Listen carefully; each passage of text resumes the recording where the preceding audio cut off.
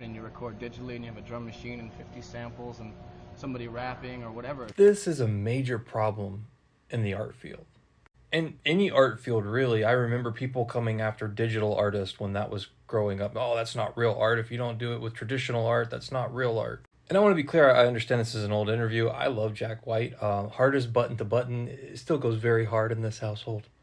But at the end of the day, when you try to police how somebody makes art, it never comes off well for you, in my opinion.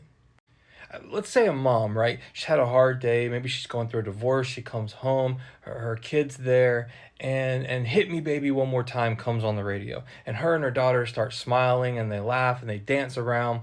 Whatever you feel about that song, right? Whatever you think about it, musically or artistically, it has value because it brought joy to those two people. And that's all that art needs to do.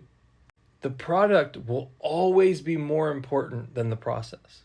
How you make something matters so much less than what you've made that I don't even understand talking about it unless you're trying to learn.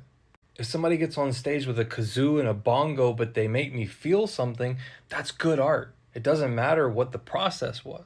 And you would think somebody coming from the White Stripes who, had people commenting on that they weren't a full band and all the things that they've dealt with would understand something like that a little bit better. I don't know. I think it's just very important to remember that no matter what somebody says to you along this journey, if you're doing something that you care about, that means something to you, and you're doing it for a purpose to share an emotion and a feeling, to get somebody to feel something, hopefully to get somebody to feel better, or at least to understand that they're not alone, do whatever you want to make that art. It doesn't matter. Hope everybody's well. See you soon.